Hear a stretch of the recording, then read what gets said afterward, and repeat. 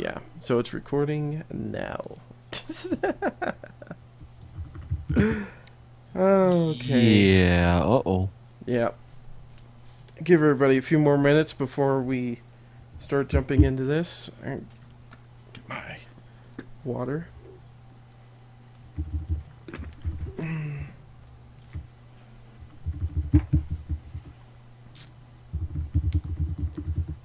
All you can hear is just David going. Da, da, da, da, da, da, da, da, da. How's it looking on there, David? On the Twitch part. It is. He's gotta wait for the advertisement to get through. It's terrible. Done. Yeah, it's there. Okay. We're all good. We're all good. You're just drinking your water. Okay, Well, good. Alrighty, I guess we'll start it then. Hello, all you wonderful people out there. I'm Wizard Ken with Commander Shepard and David. This is the Emknights and Kurbs Gaming Channel podcast. Today we're going to just be doing like we did last time, talking about the games we've been doing this week and games we're looking forward to, game reviews, and anything else in between, basically. Unfortunately, Eric, we will not be allowed to do the spoilers of Game of Thrones. Dang. I think near the middle of it, you should just shout out what happens in real life. They all died! Yeah, they all died. I said. If you guys have For all any... you nerds like me, it'll be back April 6th. Yeah. So get your HBO subs if you don't have them. Exactly. Before we start going on to that chat, if you guys have any questions, the chat line is open. David will be monitoring that. And anyways, if you have anything that you want to ask us, please chat it in there, and hopefully David will be paying attention. Oh yeah, I've got to do that. Sorry. So David, let's start with you. Let's talk about what you've been playing this week, and what's going on with your gaming channel. Right, well, I have been playing, I've just finished Thief walkthrough on my channel, and I've also been playing Battlefield 4 Naval Strike. I say play, I say try and play, because there's a few issues with the console version. I'm not sure if the PC version is any different, but I've been playing that. Call of Duty, I'm getting ready for that because there's a new DLC coming out this Friday, which is really awesome. The Devastation DLC, which, if no one knows, includes the Predator as a maniac, which I'm really looking forward to. So, I want to be the Predator.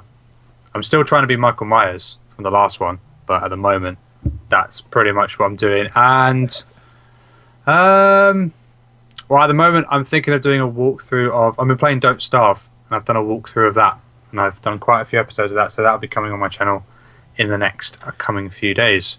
And that's pretty much about it, really. I'm trying to find more PS4 games to play, but in my opinion, there isn't really much at the moment. But yeah, that's pretty much all I'm doing at the moment. You know, Don't Starve is a very hard game, I think, anyways. I could never make it past, like, day 5. I'm usually dead by then. It's really good. At the moment, my character that I've done is on the day 25. I'm on day 25 at the minute. I've pretty much got everything I need. I'm just trying to work my way around the map because the maps are so huge. They're massive. They're probably bigger than Minecraft. That's how big it is. You have to consider that. It's huge. So they are massive maps. Yeah. All right, Commander Shepard, thank you for coming onto this podcast. We missed you last time. But let us know what you've been doing this week. Pretty simple, really. Just been playing Crusader Kings 2 since they released the new DLC, Rajas of India, which pretty much doubled the size of the game. It added the Indian subcontinent, as well as the ability to play as the rulers of said subcontinent. I didn't buy the DLC, but I've been playing around since the DLC has been launched. They've made some tweaks here and there. I know a lot of people have been saying that the plots, the intrigue options that you have are a little bit different now. As far as the difficulty and whatnot, if you play in Europe, your game's really not going to be affected as for what's going on in India. I think it's comfortably far enough away to kind of live on its own. I would like to pick up the DLC eventually, but I'm patient. I can wait until it goes on sale with the rest of them. And there's so many DLCs for the game. If you're a fan, you know what I'm talking about. But besides that, I've been playing a little bit of Assassin's Creed Black Flag and Diablo 3 Reaper of Souls adventure mode. That's I think pretty much the thing that's gonna keep the game alive for years to come. So I guess I'll pass it back to Ken there. Yeah, two things I want to touch up on there. First, the Crusader Kings. I know me and you have jumped on there and tried to do multiplayer, which if anybody would really like a game, this is a long game. It can continue for many of hours. Commander Shepard can account to that. And there's so many twists and turns that happen on this game. But I would just like to point out that, personally, games like that, I would pass over it if it wasn't for somebody telling me about it. And after Commander Shepard showed me some of this stuff, it was great. I mean, me and him worked together when the multiplayer did work, and we were trying to get our kids to marry together so we can get this alliance kind of thing going and take over people and stuff like that. It's a lot of fun. And Black Flags also, I also came over to your house to watch you do that, and I actually want to pick up that game because it looks like an amazing. Just the graphics and everything that, the game was pushing out on the Xbox One was amazing. I thought it was a great game. Me, this week, I've been playing a lot of things, but the most ones I finished up Thief, and I'll kind of give you a review on it today because I don't mind that you guys know what I feel about it, but that'll be later on. I've been playing Thief, finished that up. Me and Eric, seriously, we just stayed up and just kept playing and playing Diablo Reaper of Souls, and we beat that. It took us about 7 hours. What'd you say, roughly, give or take? It might be a little gratuitous there. I think maybe about 4. Really? Yeah, I was going based off of what we recorded and stuff like that, but then again, we did, sit there and have to mess with our equipment and stuff like that, but, let's see, what else have I been playing? Crusader Kings, and still playing a lot of Titanfall. So I got on there today before we jumped on to this live stream. So yeah. So anyways, what are you guys looking forward to? What's coming out and stuff like that? What you've been listening? What's coming up the pipe works that you guys are starting to get interested in? David? Well, at the moment, it's really hard to say what's really coming out this month. I'm looking forward to the DLC of Call of Duty Ghost for the new, because the fact that there's 4 new maps, even though one of them has been remade, which is Dome for Modern Warfare 3, I believe. I'm looking forward to them because the fact that I can basically, the first DLC that came out, which was called Onslaught, basically there was a map called Fog, and you could basically play as Michael Myers when you got a care package. And this one, there's a map called Ruins, which is a new map, and basically if you get the care package, you can become the Predator for as long as possible until you get killed, and which includes the fact that you can become invisible, which really intrigues me because I think that's pretty much the first time you can ever have Cloak on Call of Duty, and it's very interesting to see if they can do it. So I'm looking forward to that mainly. For new games, Octodad's Deadliest Catch, because I played it on PS4 and I absolutely loved it, and a lot of people say it's really good, and I want to do that because it looks really fun, and there's a co-op match as well you can do, so people can be different parts of the arms and legs as co-op, which sounds really cool, which I really look forward to because that could be really funny. And so I'm looking forward to that for the PS4. Xbox One, there's really nothing I'm looking forward to. No, nothing really. There's nothing really in the future for games at this moment. There's lots of games I really want to play in the future, but they're not out yet. I wouldn't mind actually. The one game I like playing actually, till I lie, is the new DLC for Assassin's Creed Black Flags because I love Black Flags. And there's a new one which is the standalone game, which I think is Freedom Cry or Freedom. Yeah, I believe called. it's Freedom's Cry. Yeah, that looks really, really good. A lot of people said it's a really good game, separate to Black Flags. So, yeah, that's the ones I'm looking forward to the most. All right, Commander Shepard, what are you looking forward to? Well, immediately on the 4th, we have DLC coming out for FTL, Faster Than Light. I guess they just call it FTL Advanced Edition, but it's also going to be coming out for iPad as well for the first time. You're going to need version 2 or higher. But some of the highlights, you have new systems and subsystems. You can hack the enemy ships that you go against and turn off their shields, sabotage their weapons and whatnot. You can mind control crew members. They have a backup battery that you can install in your vessel, so it can provide limited power for your subsystems in the event that you get them taken out. What else? They got a new alien race, the Lanius. They're supposed to be these, I guess, kind of metallic robots. Yes, the Lanius have rarely been seen in Federation space, and no official diplomatic contact has ever been recorded.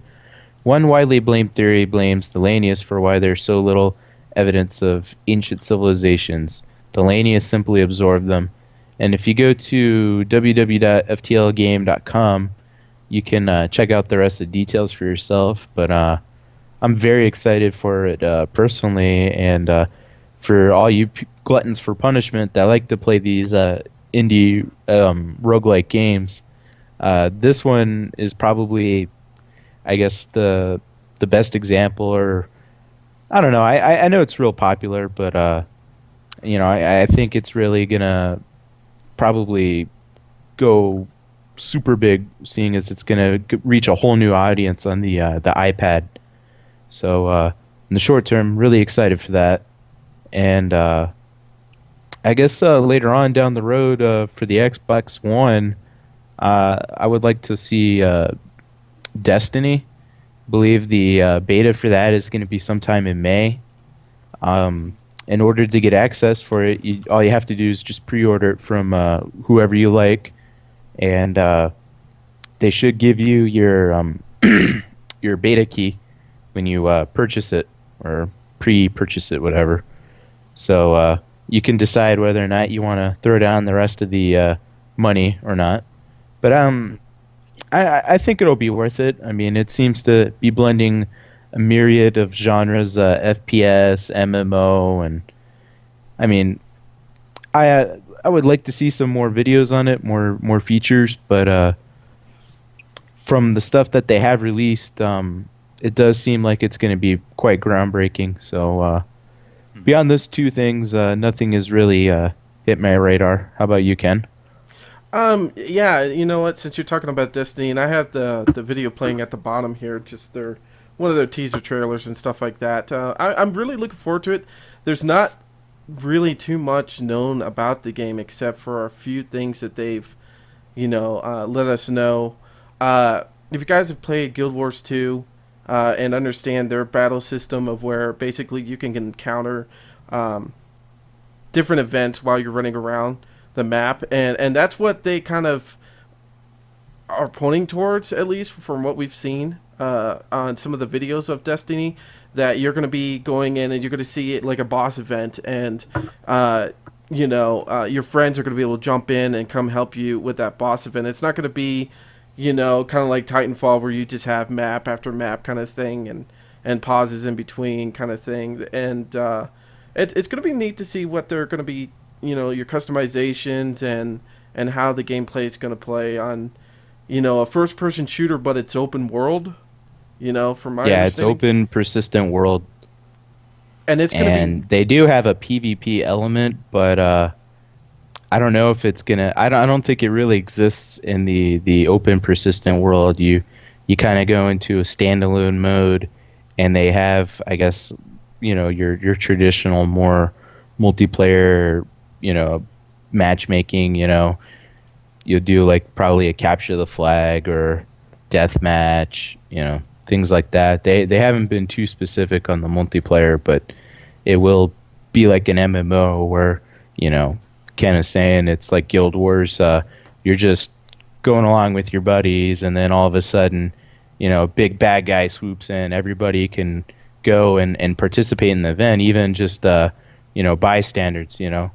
People are just happen to be doing stuff in the same area. So hopefully, we'll get some more information on it as details emerge. Probably won't. Details won't come out till E3, won't it? Really, they'll probably release more of it then. That's probably all PAX, isn't it? PAX East PAX, I think it's called. There's another gaming event. Those two probably be the ones where you'll see more information about it and what gameplay is or what's going to happen. Just like Eric said. So we'll find out more between those times. But I think you're right. I think Destiny will probably be really groundbreaking. From what we saw, the first one that they showed when they came into like the actual event was like a live event or whatever it was, or an events thing that popped up when the people were playing the game. So, but yeah, I think you're right. It would be really, really good to see that. Yeah, it's going to be an interesting game when it comes out. I'm just worried about the whole problem all these newer games are coming out with is the lack of support and then the lack of finishing a game before they push it out the door. I am not liking how they're, okay, Battlefield just brought out their new expansion, and what's happening with David while he's trying to play? He's skipping. He can't even shoot anybody. They're still having server issues and problems with these games, and they've been out for since November. Battlefield 4 came out, and they're still having problems with this, and that's what scares me about getting some of these newer games. Thankfully, I mean, on my part at least, Diablo Reaper of Souls, I think I didn't have any problems with it. I was worried about it, but I thought it played through just fine. I really not did. a single crash or error 37 disconnect from the server, nothing. Yeah, exactly. So that's what I'm worried about Destiny. Since it's a first-person shooter and it's open world, that's a whole new ball game there. Whole new ball game in the sense of online play. So the next one I'm still iffy about, but I can't wait for it to come out and at least try it, is Watch Dogs. We have the video playing at the bottom here, but I really am... The more and more I see it, the more I'm just excited about it. I mean, the graphics and everything that they're supposedly pushing through, and the way they make this multiplayer sound, like, you're not going to know who's a bad guy. It's kind of like Assassin's Creed. You didn't know who was, the imposter, or, who you're walking next to. And then all of a sudden, they could set off a car bomb and then post your picture on the side of a bulletin kind of thing. That makes me excited on a game like this. Espionage like crazy.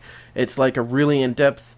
You're really a really in-depth kind of mole, but you're not. I mean, the background of the game is different than that, but that's what it makes me feel like, I'm in somebody else's country and I'm trying to sabotage them kind of thing. I mean, it looks amazing. The game really does. Let's see. I can't really think of anything else. If you guys haven't played the game Homeworld, or Homeworld 2, it was back in, I would say, 2000 is when the game originally came out, I want to say. It's a RTS outer space game, kind of like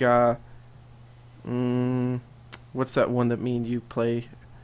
Sins of a Solar Empire? Exactly, kind of like that.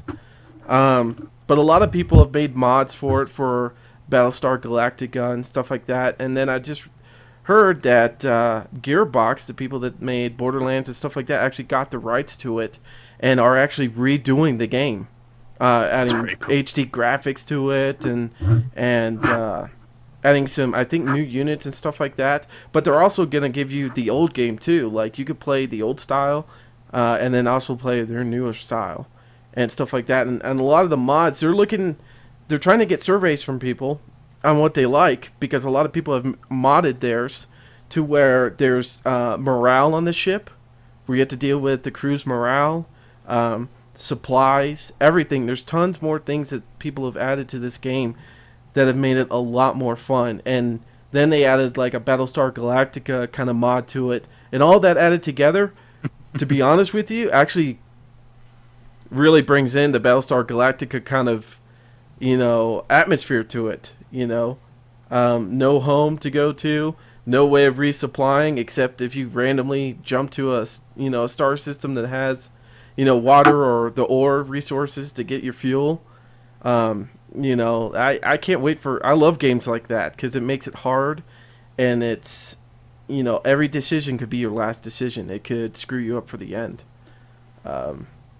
And games like that, and I know Commander Shepard loves games like that too, where it's really in depth, that any small mistake could screw you over on it. So those are the games that I'm looking forward to and stuff like that. So let's move on to our next segment, which is reviews of games that we've played. And I guess me and David can tackle on one issue on this, but I'll let him start, and then I'll jump in on what he has to say. So the game that we're basically talking about is Thief. Now, me and Ken have both done a walkthrough. I've done it on PS4, and Ken's done it on PC. And I was really, really excited, and I'm sure Ken was, because I love the old Thief games. And when I first started playing it, it kind of took me back to when I used to play it a little bit. And it was really good, really, really good. The story started really well. But I think it got to the point when everything was getting very repetitive. And the one thing that really annoyed me, and it annoyed Ken as well, basically, if you weren't very stealthy and you failed, which happens quite a lot, what happened with me a lot, I don't know if it happened with Ken, but I always used to get found or caught, or I used to run through the middle because I was impatient to try and sneak around them. Basically, you have a stick with a piece of metal around it, and that's your weapon. It's a modified blackjack. That's all it is. It's a modified blackjack, basically. And all I wanted was a sword. I know he has a bow and arrow, and he does it from far distances, but if I had a sword, it would have made things a lot better, more fun, and less repetitive. And it was so frustrating.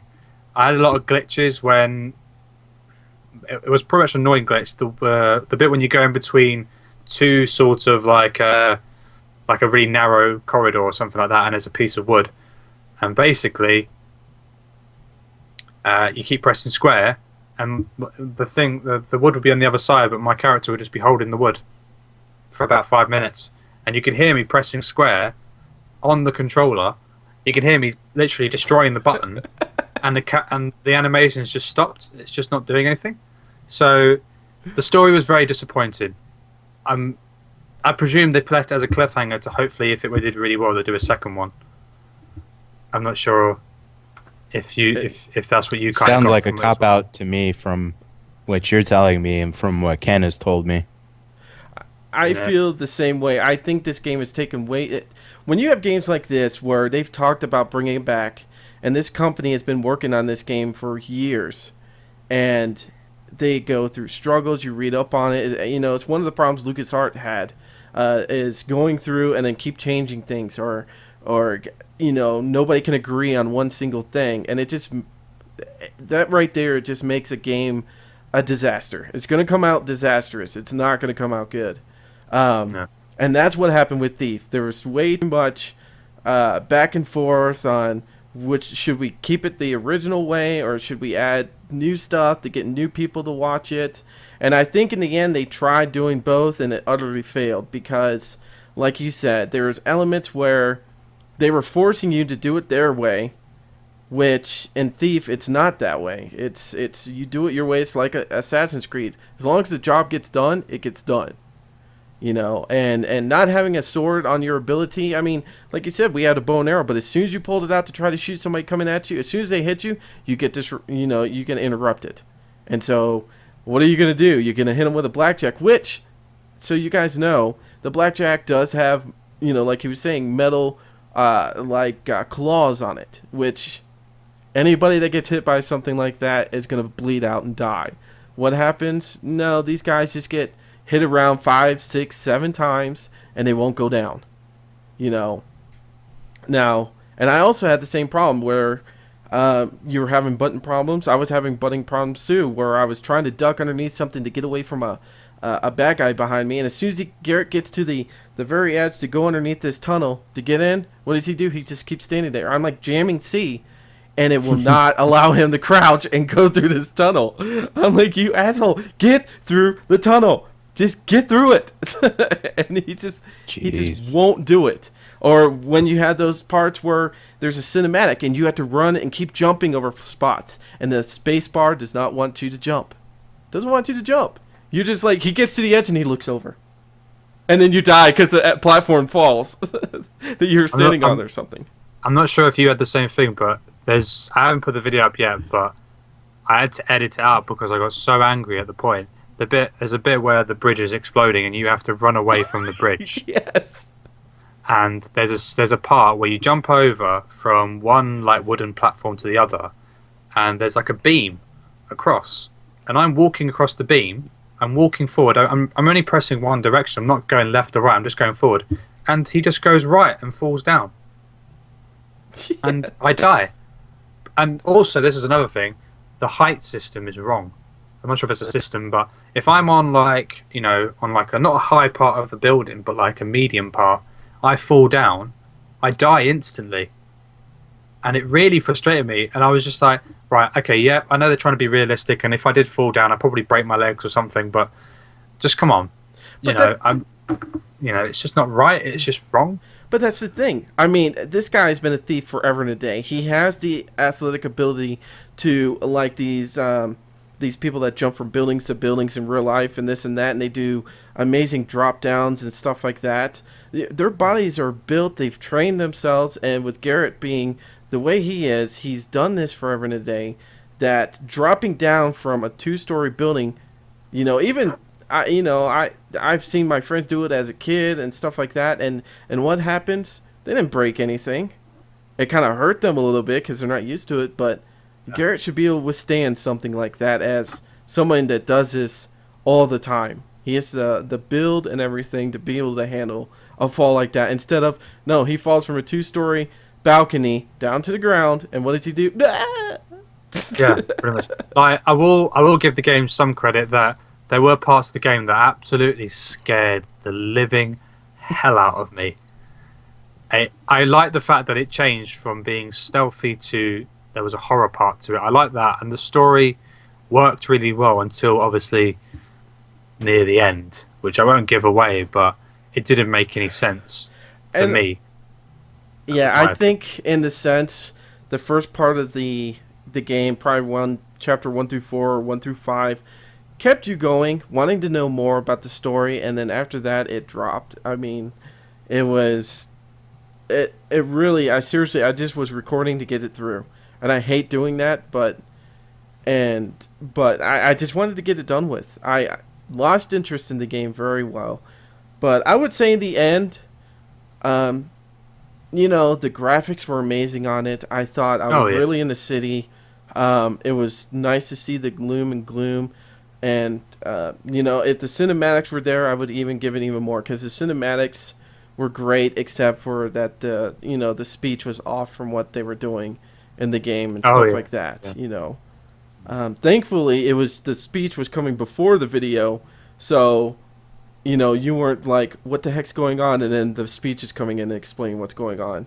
You kind of figured out with the speech before the video. But in the end, I think it's 5 out of 10. Just the reasons is, one, they tried to keep it like the original Thief, which, showing your hands, the way the loot looked on the ground. I like the fact they introduced the third person when you were climbing. I did like that because I thought that was quite clever. That you could go from third person if you're climbing on the pipes, even though they were very rare. They were quite cool, but yeah, exactly. I think the only thing really going for this game is just it was an updated version of Thief. and that was about it. That's the only reason why I gave it 5 out of 10, because the rest of it, the AI to, everything else was just terrible. And that's my opinion on that. I don't mean to be rude or anything, but I did the bank heist, which I've recorded. I was so disappointed. I was expecting loot. I was expecting money. Like lots and lots and lots of money. And I got there and I just went, oh, is this it? Even in the big safe bit, like there's a scene where you find the Grand Thief's big safe and you see it and you go, wow, this is a huge safe. What's going to be inside? One thing. I know it's an important thing, but you would have thought you put something else in there. Some piece of gold or something. I just think that the loot system was not as much as I was expecting. More as a thief, I was expecting to get lots of money, and then there was just points where I was just like, oh, right, okay. The money that I was making to what I was spending was like, every time I spent my money, I was pretty much down to 0, and I was like, oh, yes. I don't feel like a thief really. And the lock boxes, I mean, there's tons of lock boxes in there, but you can only get 1 out of like 7 or something like that. It was terrible way of doing it. And that's where it comes into the fact of where everybody was upset that you couldn't go through every single house. And I kind of understood why they did that, but when you're in an area that you're supposed to be in, you should be able to unlock everything. You should be able to mess with everything, and that's where it started downfalling me, because I upgraded my my lock set and pick locking set, and what did it do for me? I didn't see a difference. Do you know what I found out after I watched one of your videos? And do you know what I completely forgot to do? Huh. I didn't realize that you could improve your focus. I didn't know until halfway through the game. I literally was watching a video and I went, I've completed the game by now. And I was like, oh, maybe that's might have been a bit easier if I had that. But that's I didn't the thing. improve it at all. The focuses were crap. I mean, you could upgrade your armor a little bit better, and maybe that would have helped me some. And but it was like, if you use focus, you could damage more. If you use focus, you can be sneakier. If you use focus, which in the game you didn't get a lot of focus, and you couldn't find it a lot. Which in the original, you didn't have focus. You were allowed to zoom in and stuff like that with your eye without having these, having to recharge your focus. So Sounds like a pretty gimmicky kind of system of trying not to, I guess, make it too easy for you to, be precise, about how you do things. Yeah, and I think in the end, especially, so guys, just so you know, it's on sale on Steam for like $30. So it's barely been out and it's already cut to $30. Wait for the bigger sale that Steam has, or wait for a sale in your nearest shop, because I would have paid $30 or even £30 for that game. It's made by the same people who did Tomb Raider, and I really liked Tomb Raider, the reboot. Not a lot of people liked it, but they've not really done this Thief series any good favors. It was terrible. So, but let's move on. What's another game you have for review, sir? Well, the last time we spoke about Battlefield, and we already gave our impressions of Battlefield, didn't we? Of how we felt about it. Now, I'm going to talk about Naval Strike, because I have played a couple of hours of it, and it's not really a full review, it's a part review, which I'll probably complete the review of our next one, but it's happening on the PS4 and it's happening on the Xbox One. I don't know about PC, but people saying PC it's really good. But there is a massive lag issue with it. And at the moment, like Ken was saying before at the beginning, we said that he was skipping. It's literally the point of, it's not really more skipping, it's more of I'm running and then 2 seconds later I stop. And everybody else is moving around me. And then I carry on walking. And you don't really notice it when you're a soldier, but when you're actually in a vehicle, you really notice it. You just basically just keep stuttering and then keep going and then stuttering and then keep going. And I remember someone did a video about it on YouTube. I think it was Jack Frags, who I watch quite a lot. And he basically said, if you were a person who just bought a new console and you bought Battlefield, you paid for premium as well, and you bought this and you got the DLC and you played it, this is probably a game that you'll probably put down straight away and just not play it, because to this day EA has never completed a game since Battlefield 3. Battlefield was pretty smooth for me. I don't know how you guys felt about it if you ever played Battlefield 3, but since BF4 it's just not good. But that's my like mini review of BF4 Naval Strike, because it's just going downhill. It's just going downhill for EA and DICE, and at the moment we're just, apparently they've already started, or they're at the middle of making Star Wars Battlefront, which was one of my favourite games that LucasArts ever did, besides Republic, the online one. I really love that, but I really don't, even though it's going to happen, I don't want that Star Wars Battlefront to be terrible, but in my heart I know it's going to be really bad, and I'm going to be really upset. Yeah, I haven't been able to do the whatchamacallit, Battlefield 4, the Naval Strike yet. I haven't downloaded it yet to try it out on Xbox One, and I plan on doing that. I mean, I've been busy with Thief and finishing up Diablo and stuff like that, so I plan on jumping on there and checking it out. But I'm after hearing your review on it, it might take me a little bit longer before I even jump back on there. I mean, I'll probably download it, but that's about it. I'll probably jump on there to see how the servers are running, but nothing can compare to Battlefield 3. I think, in my mind, and I think Commander Shepard actually uninstalled Battlefield 4 on the PC and started playing this Battlefield 3 again. I mean, yeah, unfortunately, it's gotten to that state where, just fed up with it. They've had their time to fix it. They've run us through what feels like countless patches, and yet we have the same old issues. Getting dropped from games, rubber banding like crazy, and I mean, I would just rather go back and play the previous game myself. I mean, It didn't work the best, but at least compared to 4, it works. So, what happened to when, patches came out for a game and it was really just adding content? It was actually DLC that you got from patches, not, bug fix this, bug fix. I bet you if you look at Battlefield 4 compared to any other game, it has probably surpassed on how many patches it has brought out on a single game. I bet, what, I should look that up sometime and just see if someone's ever done a survey to see how many patches they've actually come out with, and if it's the most that any other game, that any game has ever had. And I'm pretty sure if it's not at the top, it's getting there quick. It's getting there very quick. So, do you have any other games that you were able to put your review on, or? To be honest, I would say, I know this is probably gonna, because I know some of you guys don't play it or stuff like that. I think Call of Duty is probably beaten Battlefield as a stable game, because it works even with DLC and with patches. It's working. So I think about Call of Duty, even though the hit registration's wrong, very similar to Battlefield at this moment.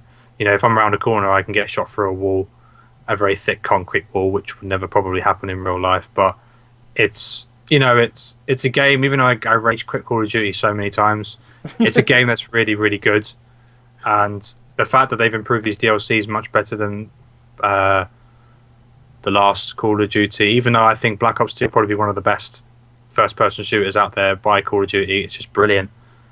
It will always be a game to me that is probably at the moment better than Battlefield, because it's working. If Battlefield was working, then Battlefield 4 would always be the better first-person multiplayer game. And that's this is what I'm getting at with Call of Duty. Well, actually, I don't know where it's getting at. My question to you is, where do you think it's going? I mean, they're adding all these weird things to it. It's kind of like, I don't even know what to even call it. I mean, where the heck did they even get, Michael Myers coming into this, or the Predator? I mean, what the heck are they going for after Call of Duty Ghosts? What are they trying to achieve with this? I think part of me thinks that they're, just trying to do something different. They are. They are. You think are they doing jumped the something. shark or what? I think they did. Yeah. I think they're just trying to throw stuff out there that's different because they can't figure out a different way to change up their game. I don't think they know what their next step's going to be. I really don't. I don't really know, but I think what they've done is really, really impressive. You know, they've done Michael Myers, they've done Predator. There's a lot of other rumors of other. There's other. I think it's two more maps from the DLC that's going to be coming out, and I don't really know. I can't tell you what's going to happen. I think the main thing they're going to be focusing on is the skins. I'm not sure if you know, but normally you have a standard character, and then they told you that they introduced a female character, and now they've brought characters from Modern Warfare 3, from Modern Warfare 2, like the villains, and even the guys from Ghost. You can be them, and Captain Price. You can actually play them on multiplayer. That's probably the main thing they're going to focus on. It wouldn't surprise me is if Predator or Michael Myers will be a standard skin in the future. Even though it's a thing like a DLC, but it wouldn't surprise me if something like that. Or it wouldn't surprise me if they probably brought out, an Arnold Schwarzenegger sodding DLC skin, so then you could fight the Predator. Do you know what I mean? It's something. It's you really got the weird. Terminator. The Terminator comes out and kills you, and then he says, "Get in the chopper!" Yeah. Real quick. You're I think one ugly motherfucker. You know. that would be really cool. It wouldn't surprise me if they did that with Titanfall. When you fail, when you defeated, get into the chopper now, and then there's just you running into the chopper. But I don't really know where they're going. I think you are right to a point. I think Call of Duty at the moment is at the point where it can't really improve. You know, they've introduced contextual leaning and sliding and dynamic maps, and at the moment, you know, Battlefield 4 has always had dynamic maps where everything can explode, and they haven't done that with Call of Duty till now. Mm-hmm. The contextual leaning is rubbish. It doesn't work. You know, if you're standing still in a map on Call of Duty, then you're doing it wrong. That's my. You know, I mean, you can't stand there, look around a corner, and go, "I'll just wait here until somebody comes around the corner, and then I'll shoot him." And then 2 seconds later, there's a person behind you who stabbed you, because it's a fast-paced game compared to, you know, what it used to be. So I think you're all right. There is nothing that it can carry on with, but the main thing that everyone's interested in is the fact that this year there's a new Call of Duty coming out by Sledgehammer Games, and apparently next year will be Treyarch with obviously Black Ops 3, and then Infinity Ward will do Ghost 2, because it has to be Ghost 2, because at the end of the walkthrough that I did, there was a massive cliffhanger. You know what? I'm going to tell you right now. I feel Call of Duty, and this is why I didn't get Ghost, because one, I wanted to see what other people thought of it, which was the same thing. It's the same game over and over and over again. And this is something I've talked to Commander Shepard about this for both Battlefield and Call of Duty. They need to go back to their original roots and reamp those games. Call of Duty and, Storming the Beaches of Normandy. You'd think back then those games looked amazing going through and all the explosions going off. Imagine what they could do right now. They remastered that game. They don't even have to change anything. If they would just remaster it with, DirectX 11 and the shaders and everything else that they could put into that game, and how many people would buy that game. I mean, I would buy it again.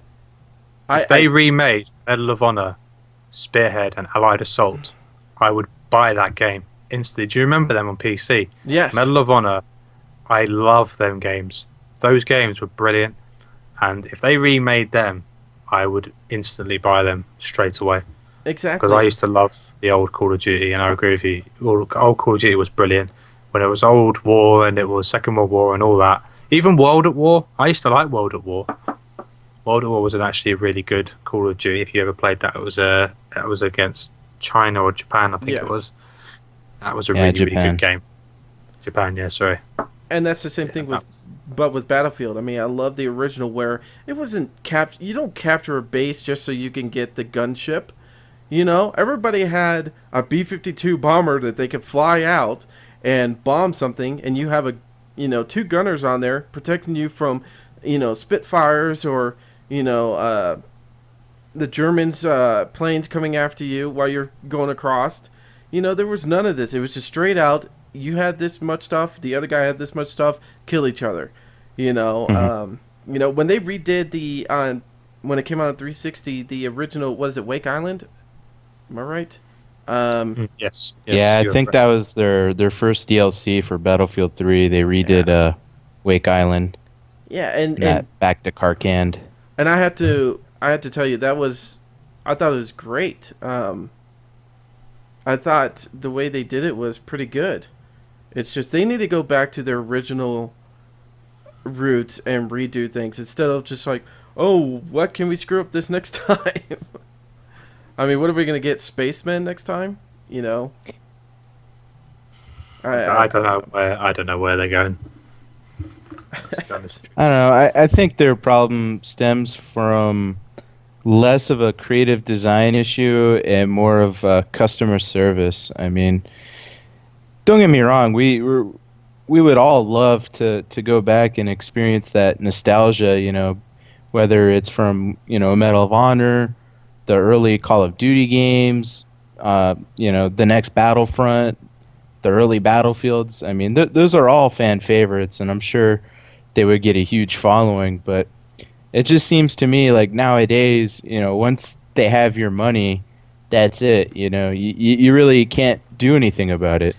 They, that's really it. I mean, with all these yeah, pre-orders or these Kickstarter groups that sit there and they don't have to give you your money back. I mean, unless you say before they quit their project or something like that, and they say, hey, you know, um, we're quitting this or something like that. I mean, they don't have to give you your money back. Uh, and unless you've gotten the game, like, okay, let's just say Battlefield 4, nobody knew it was going to be bad until after they got the game to their house. mm, um, so all those pre-order sales and stuff like that, I mean, I know EA has given some people their money back, but it's usually not a common thing for a gaming company to give you money back. it is very rare. I was utterly shocked when I requested my money back for the premium service on Origin, and they gave it back to me without a question, hardly. I mean, it's unheard of on the PC. I just, I mean, I wasn't going to complain about it, but I mean, I was just like, wow, how many other people did this before I did for it to be at this point? Exactly. So, all right, Commander Shepard, let's go to you on any games that you want to review, or at least give somewhat of a review on, like Black Flags or any of those that we talked about. Because I would like to get your insight, at least on Black Flags. I'm really interested, since you've been playing it for a while, what your thoughts are. Okay. It's a very good game. It is a very good game. I mean, for somebody who isn't really familiar with video games or just the series in general, um, to them, I actually refer to it as a pirate simulator because, I mean, I haven't played all the Assassin's Creeds. I've played most of them. I mean, I think I have a pretty good sense of what the series is and isn't. And to me, it's more of a pirate simulator than an Assassin's Creed. I mean, don't get me wrong. You have your classic missions and whatnot, your upgrade system, and yeah, there's still Abstergo and Templars, blah blah blah. But the assassin portions of the game are probably the least well done, and just the way that the main character handles is very rough compared to past itinerations where you're just parkouring, boundlessly, and you're climbing up these major landmarks in these big cities without a problem. Whereas, I'm doing a pirate, battleship, or I'm just boarding another vessel with my pirate ship, and it'll require you sometimes to do different objectives, like killing specific enemy personnel, or just a lot of the times you have to cut down the enemy's flag off the top of the very highest mast.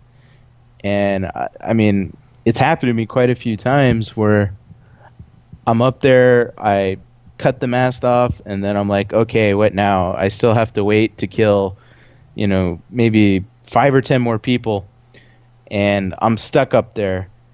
I try and get down. I mean, I'm pretty good about that, and yeah, I keep falling to my death. I'm trying to get the guy to, grab onto something so he can move down, and just he keeps failing. He keeps missing the ledge if I'm trying to drop down from a higher place, or he just he won't grab like the bit of rope or the pole or whatever that you want him to grab, and it's just incredibly frustrating.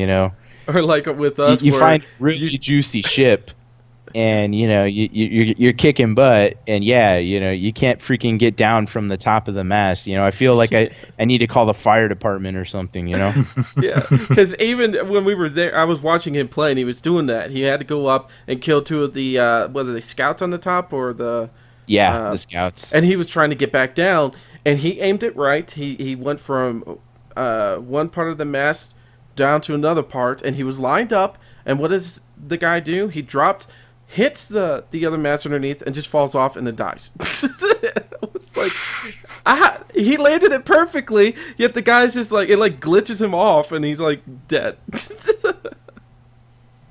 Yeah, I mean, luckily there's not much of a penalty for dying. You just kind of reset to wherever you were before that encounter happened. But like I said, if you find a really juicy ship that you're looking for, has a butt ton of metal or whatever, you're looking for, it's incredibly frustrating, because all the ships that you meet out there on the high seas are randomly generated, except for the legendary ships, which are another thing that annoy me too, because they are the biggest ships, the most, well, I guess they have the best firepower, and which doesn't make sense to me.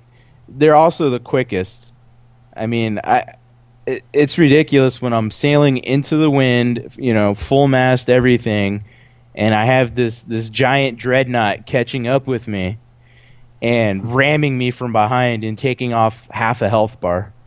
I mean, I'm sure there's a way to take down the legendary ships, once you're fully upgraded, but I want to say I got my jackdaw maybe about 2/3 of the way there already, if not 3/4 of the way. And yeah, I just get smoked by this legendary pirate ship or whatever. And I mean, I just can't believe it. It's literally better than you in all aspects. I don't know if you've had that problem, David.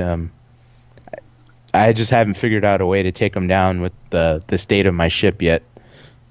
Well, I've got all the cannons, but my hull isn't up to full yet. But I do agree with you on that point. When you find these legendary ships, they have like 3 rows of cannons, and you've only got 2. So you look at it and you just go, right, I'm turning round. I'm not going to approach this person. But you really want to... I know what you mean. I absolutely agree with you. But I really wish that if you do upgrade, there's a point where your ship can be the same size. Or you could have like a grand ship. That would be really cool. Yeah, it'd be nice if you could transition into a frigate. I mean, a brig is a very nice ship, but if you wanted to have that sheer firepower, you're kind of out of luck. And you get used to relying on your maneuverability, and all of a sudden your maneuverability means nothing in the face of a legendary ship. And I haven't played the game all the way through, but from what I watched for the hour or so that we played it, the downfalls I see in the game is like you said, is one, the combat system was pretty terrible. It wasn't fluent. It wasn't very moving around. And I mean, most of the Assassin's Creeds I usually can jump on and I'm back into where I was when I played the original ones. This one didn't seem that as fluent. And then also, I think the other downfall is, you attack all these ships and you take them over, but you could never beat them. You always have to, sail in the same ship over and over again. Because I was like, I was like, Eric, let's take that one out. And he's like, no, that's just, they could do missions for you, but you don't get to have them. And then I was like, okay, well, let's get this legendary and have these other ships help us out. No, that doesn't work like that. That's stupid. Mm-hmm. Well, you can take the ship, but it's part of your fleet. and Exactly. I Your don't like trade that fleet. fleet system. Yeah, It's your just the trade worst fleet. thing. Not one that can like I- back you yeah, up, like Big Bubba behind you with four yeah. cannons, like shooting somebody, helping you out with these legendaries. No, no, no. God forbid if you're seen with your fleet. I No, really wish they you're a brought back merchant the marine, you know? yeah, yeah. I really wish they brought back the like in Brotherhood where you trained assassins and they were there with you You had and a you could just special call them ability to down. send them in. Yeah. I really wish you had pirates because I know you can hire pirates as standard, like in the old games that used to, and even in the current ones. But it'd be nice if you could just go, "Oi, lads," like a whistle or something, because you have like an island where you basically build everything. You build like a city for your crew, and like you can improve your house, your mansion.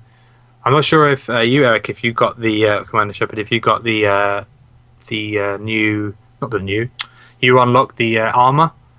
I did, and it looks absolutely terrible. There's like an armor where you get Aw, these what a like, letdown. sorry, Spoiler alert. spoiler alert. Yeah, you get these like little discs, these Mayan discs, and you have to find them all. And it looks really cool, but you lose your hood. Oh, I won't- okay.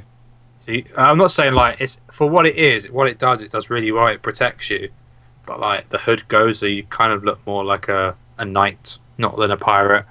And Mm. I do like the fact that you get to kill like the animals in the sea, like the whales to the killer whales to the sharks. I think that's quite cool because you can use their the skin and the bones to create sort of like new like equipment and new suits and stuff.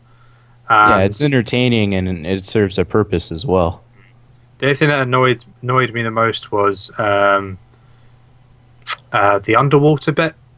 I didn't really Oh enjoy yeah, that I just started getting into that, and I could kind of see where that gets tedious already.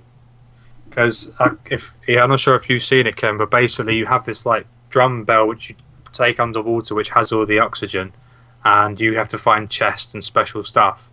But while you're playing it, there's sharks, and if you swim out into the open water, the sharks can see you, and it has like a little bar where they see you, and eventually they can kill you. So you have to basically hide in between like the weeds or the seaweed and Yeah, stuff, the and little try kelp. to cover. And there's not a lot of seaweed, so you're literally going, let's sit here for 2 seconds, and then you have to go up to the middle of the sea where there's a big chest, get that, and then run back to your little cubby hole to get some more fresh air. And that gets. I never finished it. I Yeah, just because literally watched it. you're diving deep to the point where you just can't swim up to the surface. Yeah. You gotta find a random barrel of oxygen that your crew shoots down there for you to find, or you have to swim back to your diving bell, and then you can surface from there. That's crazy. That's ridiculous. They've just put that in just to show the graphics of the underwater of how well they've done it. That's the reason why they've put it in. It doesn't serve any purpose because you just get extra money, which you can get the money in ships and you can just attack ships. But when you get your ship to a certain like like an upgraded point, I just ram ships. I don't fire. I just ram them because your ramming thing becomes so powerful. You can just literally crash them and they explode. I just do that. So Yeah, that's what I do. But I agree Yeah. with. I agree. It's a really really good game, but it is a it's flawed gem. there are problems with it. Like I think they got rid of more buildings for you to parkour. I think they, when you go to islands and stuff, there isn't as much to run around and jump up as much as the original ones. But yeah, Yeah, I think that it's just a consequence of having another game in the new world. So, I mean, it is what it is. I enjoy the open world aspects. The freedom to sail the high seas and commandeer ships and go on trade missions and whatnot. But yeah, if you're looking for that epic architecture to be scaling like in past games, you're going to be sorely disappointed. I think the new. I'm not sure if you guys have seen the actual brand new game that was introduced. Assassin's Creed Unity, which has been just leaked just a few days ago. Oh, no, about a week or two ago. Sorry, tell a lie. And Yeah, I think it's about a week or two ago. yeah, and basically it's set in Paris, in France, and Yeah, so during the French Revolution. yeah, so probably going to be it's probably going to be I think something very similar, probably just without the boats. Maybe they might have. I think the ship bit is finished now. Maybe we don't know. It depends on what we find out, but it looks promising. But it depends on what storyline they're going with. Are they carrying on with the character when he was in the I like the fact that you can come out of the animus or whatever it's called, and you're the person who's actually in the game, and it's a clever idea that the cover of the company is to create a video game, which I quite like the idea of that. Instead of us just being in a room saying, right, you need to find this, that their excuse is the reason why they're doing it is because we've got a video game and we're trying to create games for customers in the game perspects. Mm-hmm. Yeah, I usually don't really care for breaking the fourth wall more than for like simple Easter eggs, but I think it's interesting. I mean, people pretty much got over Desmond after so long, so it's something new and fresh. I mean, I wouldn't mind seeing another character they put to the forefront, but I mean, you can't fault them for listening to people and going with the feedback,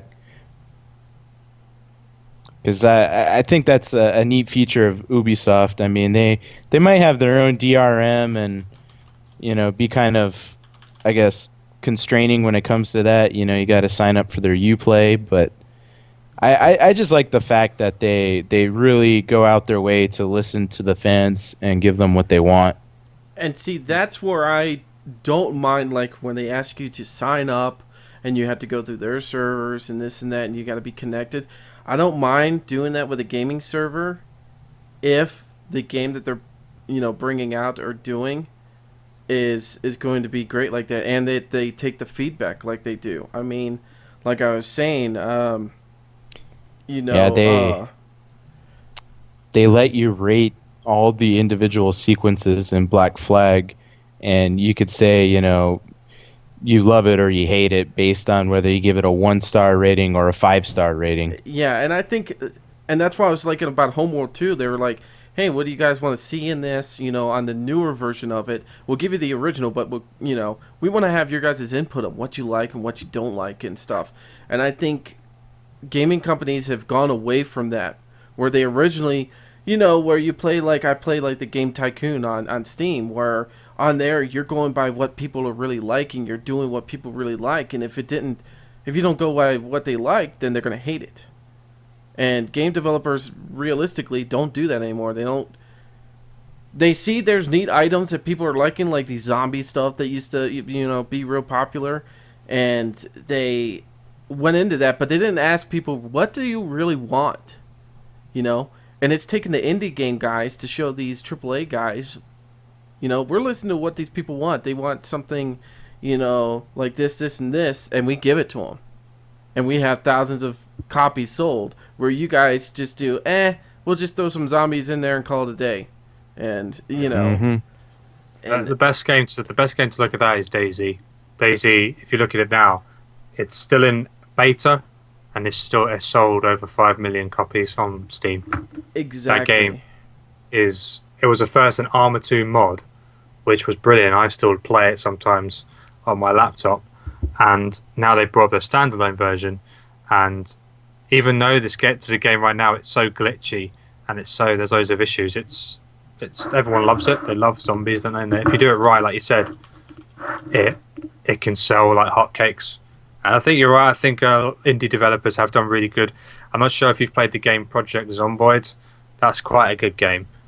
I've seen it, but I haven't played it yet. Like I said, I've gotten all these other games done with, like Thief and Reaper of Souls, and there's not really a new one coming out until Watch Dogs comes out in next couple months, I think it is. Yeah. Mm.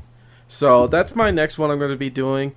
But until then, I'm going to be filling up the spots with, a lot of these indie games, like you were saying, Don't Starve and stuff like that. Trying to give light on these guys, because don't get me wrong, I love AAA titles. I mean, Titanfall, has been a great game, but a lot of these indie guys, they have some great games out there too, and they're $5, $10, $20, and they give you so much more than the AAA titles do. So,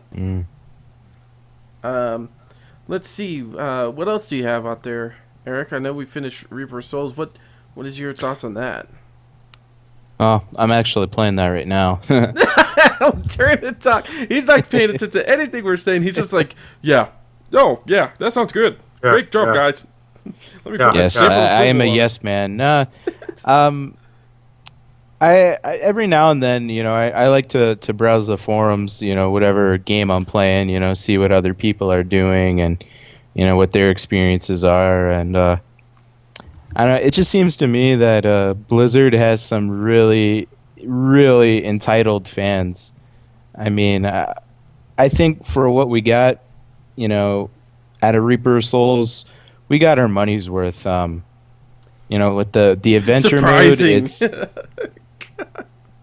well, I was telling you and our friend Victor that it's not a good idea to pick up Diablo 3 at launch, because with these online only games,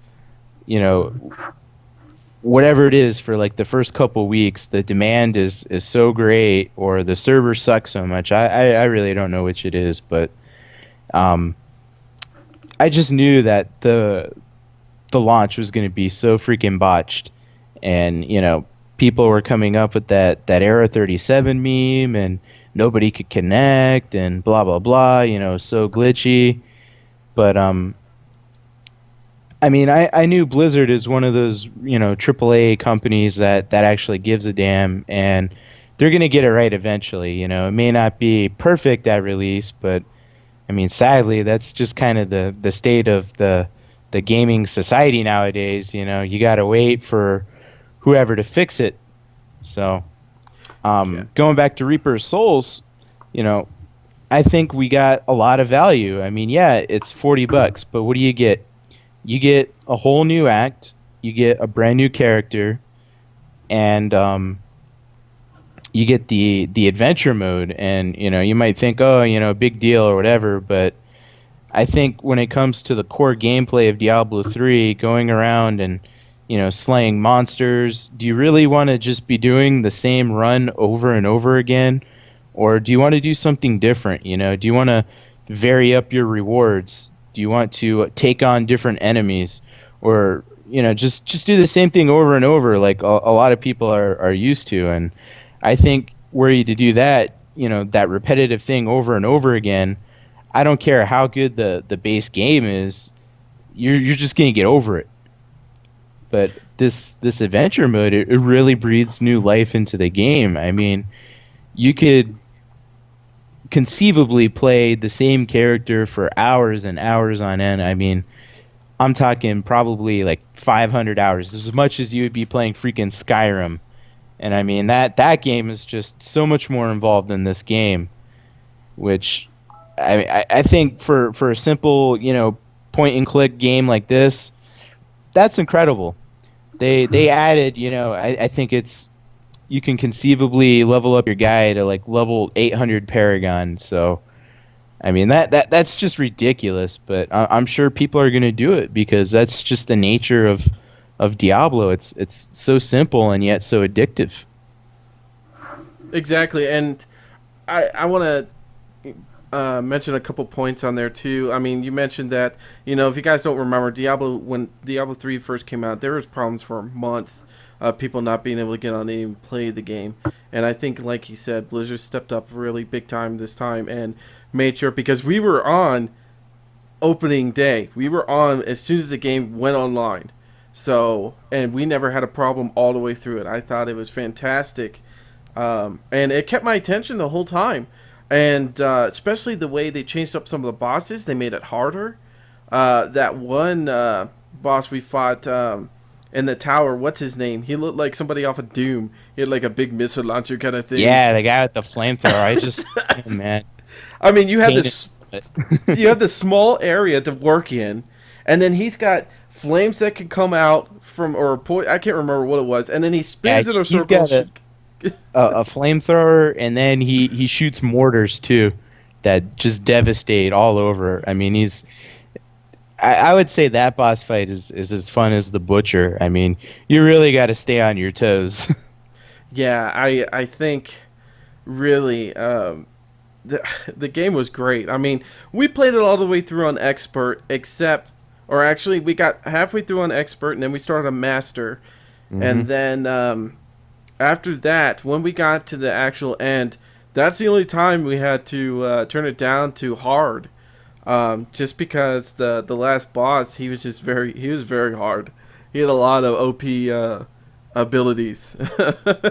It was I mean, very which hard. is fine though, because you want some challenge. You don't want to just walk right into this and not have that difficulty curve. You want a sense of progression that as you're picking up new loot, it's making a difference. Every little add-on that you're throwing on your character is contributing, to make you that much better, and it's just a lot more satisfying when you can crank up the difficulty and still tear these freaking bad guys a new one. I think that's the only problem I had with the whole game. I think the only flaw I saw was that even though we put it on master, I think that not being like, we weren't getting as much. Well, you were kind of getting a little bit better than me, but I wasn't getting the loot and stuff that I was before we started playing the Reaper of Souls. But other than that, I mean, that's just like a little, I don't know, my own. Well, you know personal opinions what? on it, Also, we were just duoing it when we were playing leading up to Reaper Souls. We usually had a full group of people. It was Yeah. at least 3, and the drops get a lot better as you team up with other players. Yeah. Yeah, no, but I loved it. I mean, I thought they added so much content that I did not think they were going to do. Like, the swamp level was huge. And there was multiple catacombs to go into and explore. Yeah, And they add all these side dungeons Yeah. everywhere that can take a long time to explore, and it's not like cookie cutter or they're random, cut and paste. They actually took their time and they made interesting layouts. Yeah, exactly. And don't even get me started on the adventure mode. We started it once, and then restarted it again, and it had changed up like what bosses we had to go fight and stuff like that. I mean, they changed it up. The enemies you fight are completely different.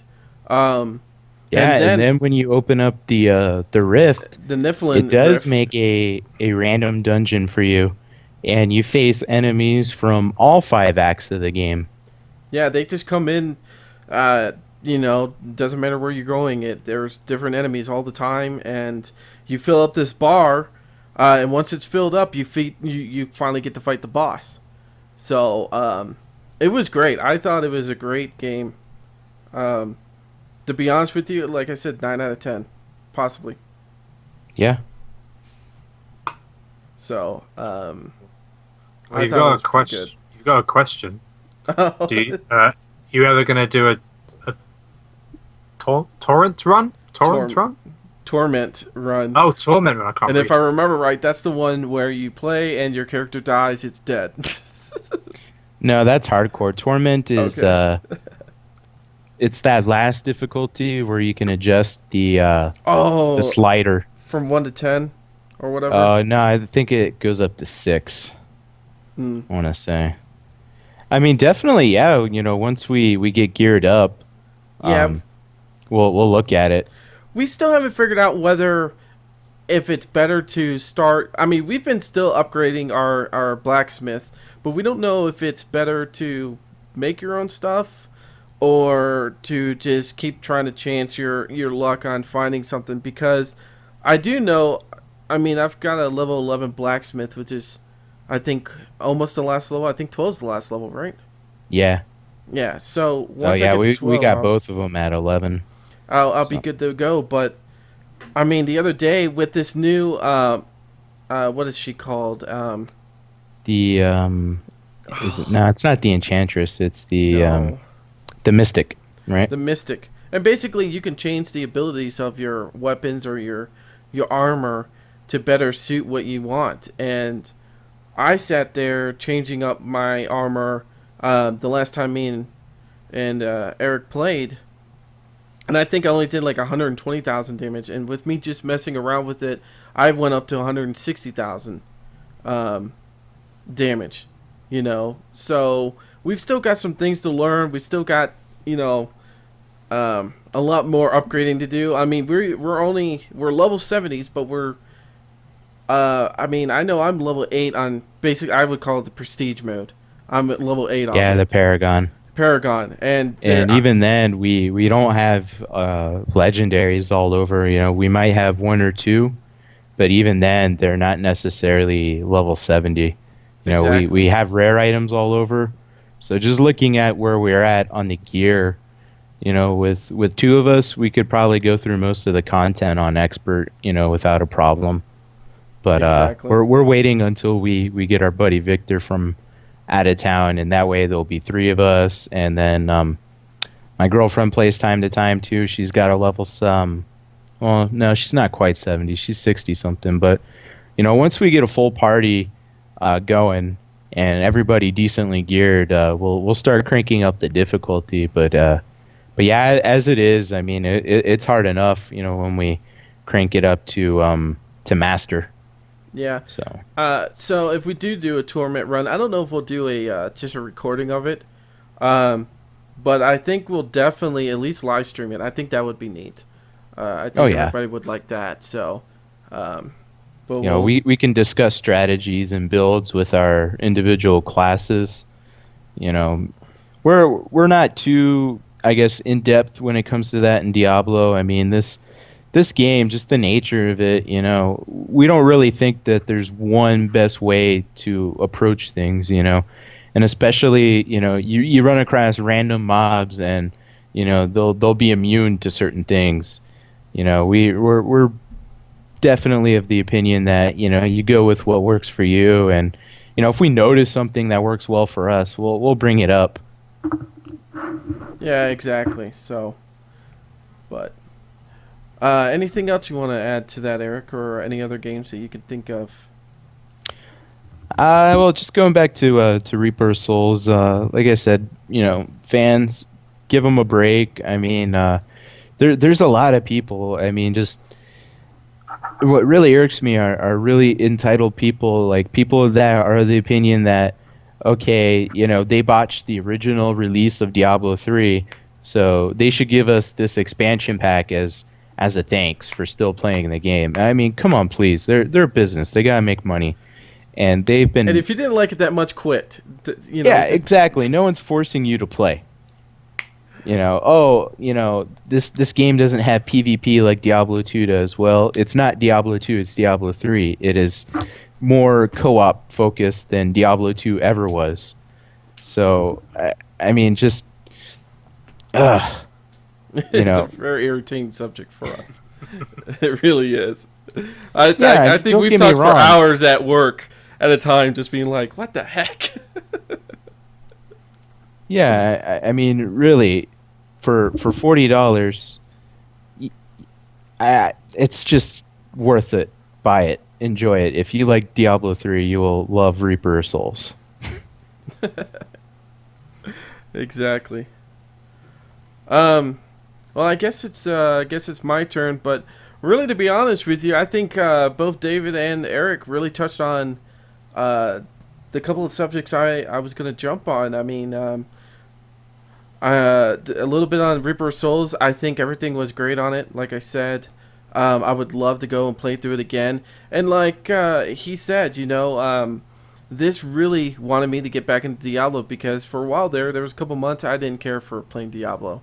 And when the Loot 2.0 patch came in, we started playing it, enjoying it again.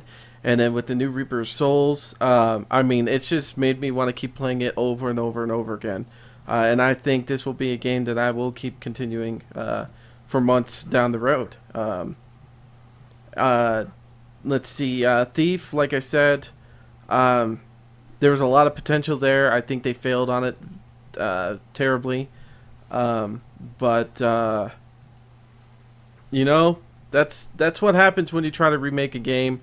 and you don't stick to the core elements that were in that game. I mean, I know they were trying to do a steampunk version of it and change things around, but you know, the original way they did Thief was I think the best way, and that's what the way they should have stayed with it. Creative license doesn't give you permission just to, for lack of a better word, fuck shit up like that. Yeah, fracking, fracking. We're gonna say Fracking, yes. Sorry, I've been watching Battlestar Galactica. Eric was like, "Hey, I want to play the board game." I was like, I remember seeing a couple episodes, so he let me watch the Blu-ray version of the season 1, and I'm addicted. I cannot stop watching. I'm like, I think in 2 weeks I finished all of season 1 and almost all of season 2. I think I got 3 videos left on season 2. I mean, I'm loving it all over again. So, but anyways, what was I gonna say? But the one game I thought for sure one of you guys were gonna talk about, and I know we can only give it so much of a review because there's still more content coming out for it, but Titanfall. We've had more than enough time to sit there and mess with the items and you know, and I thought for sure you guys were going to say something, but thank God I get to be the champion and remember this one. We didn't want to steal your thunder, buddy. We didn't want to take all the way the subject, so we thought we'd leave this one to you. Oh, I could have talked about something. Hey guys, I play Candy Crush on my phone, you know. I'll give that a review. It's addicting. And my girlfriend threw my phone across the room because I was playing it too much. No, I'm joking. I hate that game. I never played it. Except for once. Yeah, and I was like, no, I got to stop. Yeah.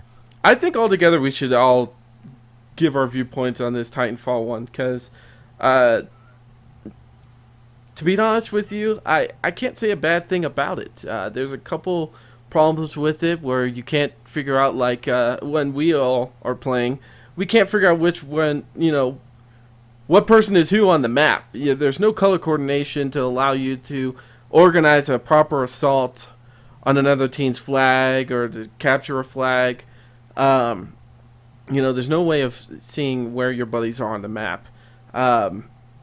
You know, I think also, and I know they're working on this, they have a beta version.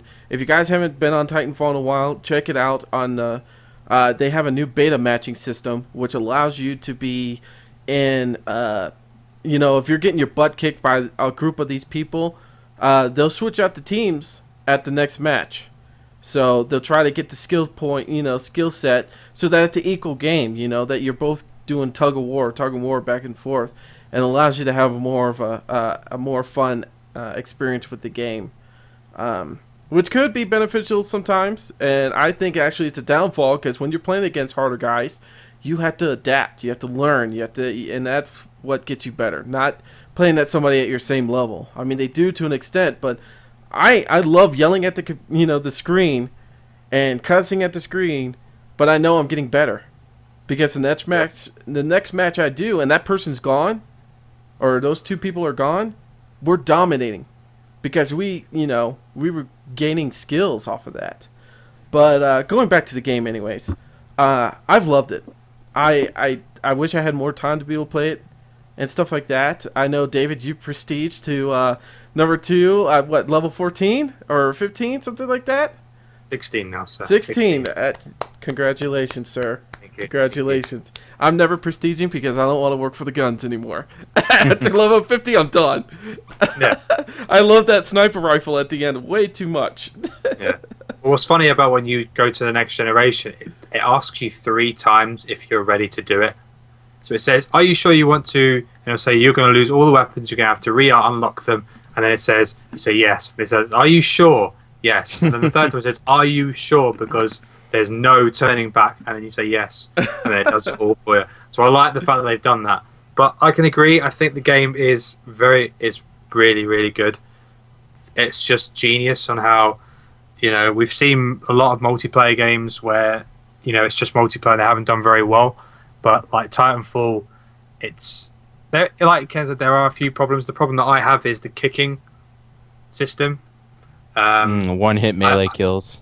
Yeah, the one-hit melee kills, but the one that annoys me the most is if you're in a room and you see him kicking, you move back. For some reason, it still hits you, and that really frustrates me. That's one thing that really annoys me. Besides that, I can't really complain about it. It's brilliant. It's just a game that I can sit there and play and play and play and play, and it just doesn't get boring. People always said that the maps are already getting repetitive, but I don't really see that issue. I think there's enough maps on there to really, give enough for you to play on, and I'm excited to see the new DLC, what they're going to bring out. That's one thing I'm really interested in seeing what they do.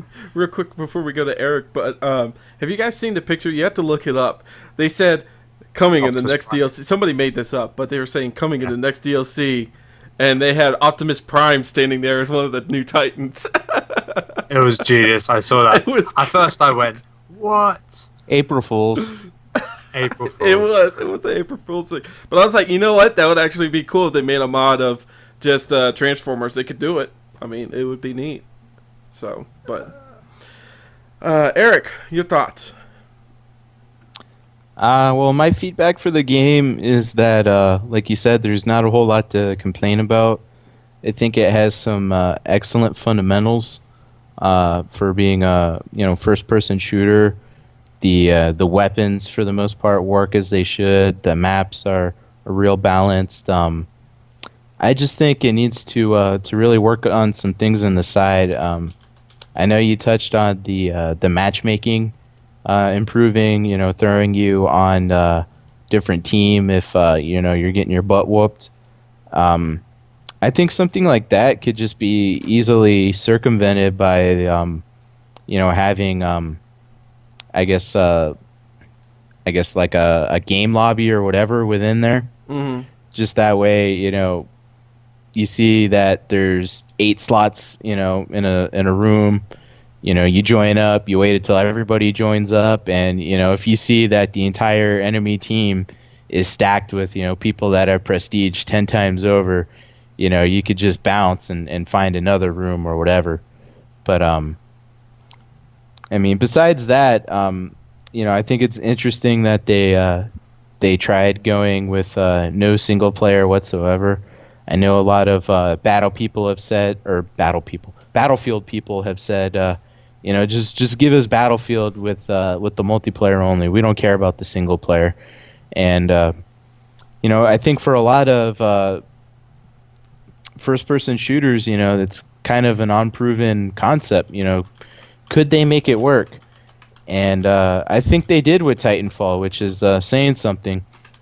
So, could that be the trend going forward? We don't get any single player at all. It's just multiplayer. Who knows? Personally, I'm kind of neutral about it. I don't really miss having a single player, but my whole thing with at least Titanfall's campaign is that just the fact that whether you win, lose, or draw every match, the result is the same when you're playing on that storyline. So for me, that kind of it spoils the immersion a little bit. I know Ken liked playing the campaign over and over again, but at least for me, after I did it the first time, I was just done with it. Just throw me in the matches quicker. I don't care what the talking heads are saying. The rebels are winning, losing, dying. I just really don't care. Let me play the game. Like how I want to, and the fact also that the multiplayer campaign only had 2 game modes, attrition and hardpoint. That's kind of lacking in my opinion as well. Mm.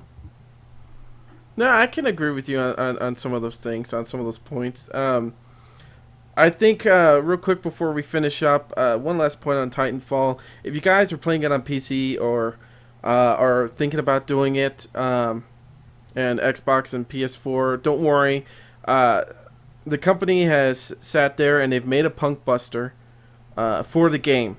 And they're kind of going like the GTA 5 route, which if you're caught cheating, they've been tracking these guys for a while, and they're not going to ban you from the game. All they're going to do is, like GTA 5, you're going to be put in servers where it's just complete asshole cheaters. That's all it is. They're gonna put you in to these places, and you could see. Hey, I hope. What was the quote from the CEO? He's like, basically, we want to let people know. I hope your mod's good enough to fight against other people's mods. It was I worth getting love it. banned. That's street justice right there. I love it. I love it. And you can get unbanned, but it will take a while for you to get unbanned. So, just FYI, guys, on that. So, Well, apparently, if you join a match when your friend's got the cheat, apparently you will have that banned as well. So make sure you know who's if there's anyone who's got the cheat. If they tell you, then don't join them, because if you join them, then you will be banned as well. No, onto that list. You won't be banned. You will have to play in the banned server. Yeah, but as soon as you stop playing with your friend, you'll be put back on the original server. So. So if you got scumbag friends, tell them to stop or don't play with them. Exactly. So, but wow. Another hour and 30-minute video. So, we don't know when our next one's going to be, but follow us on Twitter. Apparently I forgot to put our Twitter thing on here. I'm so stupid, but, yeah, I could probably change that real quick. But, anyways, I'm Wizard Ken with David and Commander Shepard from Emknights and Kurbs Gaming Channel. Until next time, see ya. Bye. Laters. Banana bread.